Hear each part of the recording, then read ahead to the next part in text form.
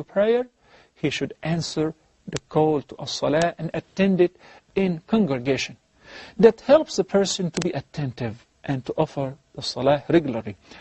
Dear viewers, Allah subhanahu wa ta'ala said in the beginning of Surah Al-Mu'minun, قَدْ أَفْلَحَ الْمُؤْمِنُونَ.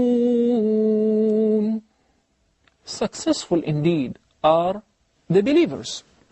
Who are they? What are their qualities and good traits, so that we can compete with them and copy them? The very first quality of the successful believers is الَّذِينَ هُمْ فِي صَلَاتِهِمْ خَاشِعُونَ. Those who are خاشعون in their prayers. Al-khushu' is an Arabic word. Maybe you can translate it as tranquility, humility and humbleness in the salah. As long as you're attentive and humbling yourself and paying complete attention to what you're reciting in the salah, you are successful. Ibn al-Qayyim, may Allah have mercy on him, said that man is always in a war with Satan. Satan gets very angry and it infuriates him the most to see a believer offering the salah. And whenever the servant of Allah is in sujood, Satan is infuriated the most. Why? Because Allah commanded him to prostrate and he refused. While when he commanded us, we answered immediately. That's why Satan and his offspring try their utmost to divert us from offering the salah on time, so that he would try his best by saying that you still have plenty of time. Don't worry, you have an hour, you have 2 hours, you have that much time. And we'll keep postponing and giving you respite till the time of the prayer is out. And delaying the prayer from its proper time is one of the major sins, not only abandoning the prayer, but not praying on time as well. But if the servant of Allah manages to defeat Satan and still offer the prayer on time, and it will be best if he can offer in congregation in the masjid, Satan would not leave him alone, but would try to bring to his mind all the lost items, everything that he had forgotten. He would remind him with anything to divert him and distract his attention in the salah. That's why Ammar ibn Yasir, may Allah be pleased with him, narrated in one hadith that the Prophet ﷺ says, إِذَا انصَرَفَ الْعَبْدُ مِنْ صَلَاتِهِ. Whenever the servant of Allah finishes his prayer, perhaps he gets only 1/10 of it, 1/9, 1/8, 1/7, 1/6, 1/5, perhaps 1/4, 1/3, or half of it. Meaning what? You only get a reward for the amount of khushu' you maintain during the salah. How much attention you had in your prayer. Did you pay attention to what you're reciting? To what the Imam was reciting? Did you understand what Allah was saying to you in the salah and what you were conversing with Allah subhanahu wa ta'ala with? Did you know and mean everything that you said in the salah? So you get the reward of your prayer according to the attention and khushu' you developed in the salah.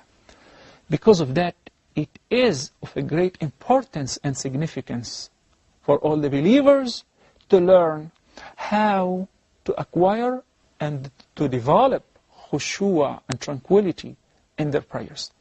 That cannot be achieved without learning how the Prophet ﷺ used to pray. As he said, صَلُّوا كَمَا رَأَيْتُمُونِي أُصَلِّي. In the next and the upcoming episodes, we will be dealing with the description of the prayer of Prophet Muhammad ﷺ, beginning with a takbir, ending with a taslim, dealing with every aspect in the prayer, with every recitation, whether it's the Quran or any of the adhkar in ruku' or in sujood, tashahhud, etc. Why are we doing all of that? So that we gain the maximum benefit of our prayers, since as-salah is the connection between the servant and his Creator. If somebody does it without the soul, just the body, just moving his body parts, making some physical exercise without being attentive in the salah, it's unfortunately of no benefit whatsoever. So please stay tuned, and we'll try to handle many of the rules and regulations and prayers of different occasions.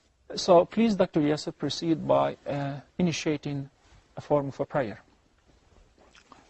I see Dr. Yasser is getting hold of a prayer rug. Of course, we have to keep in mind that a prayer rug is not mandatory nor necessary for the salah. The Prophet ﷺ said in one hadith that جُعِلَتْ لِيَ الْأَرْضُ مَسْجِدًا وَطَهُورًا. The entire earth has been made for Prophet Muhammad ﷺ and his ummah as a place of prostration, a place of prayer, and a place of purity too.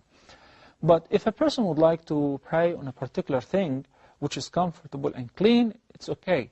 As long as we've seen that this prayer rug does not have any designs nor decorations, a person should keep away from any factors of distraction while praying so that he would gain the maximum khushu' in the salah. Facing the qibla is a must, whether the prayer is a fard or a voluntary prayer. Now we see the sheikh is standing with the shoes on. That's another issue. That the Prophet ﷺ used to pray sometimes with the shoes on, and sometimes he took them off. As long as the shoes are clean, it's perfectly fine.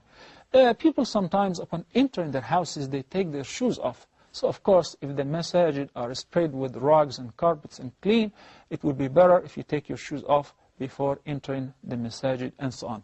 But as far as praying with the shoes on, it is permissible in our religion. As a matter of fact, Prophet Muhammad ﷺ once said that, do otherwise, different than the people of the book, pray in your shoes, because they do not pray in their shoes. So now, the sheikh is facing the qibla, and he's made sure that his clothes are clean, he has a proper tahara, and the spot which he's going to offer the salah at is clean as well. The very first rukn of the prayer, and any act of worship, of course, is the intention. The Prophet ﷺ says, indeed, deeds are but by their intentions. The intention in Islam is not to be uttered nor pronounced by the tongue, so that the person would keep the intention between him and Allah the Almighty, and would assume now he's making an intention of offering any particular prayer. But before all, there is a very important thing which is worthy of mentioning. The sutra. The Prophet ﷺ emphasized on the importance of taking a screen while praying, so that would keep people away from you and it would not let them cross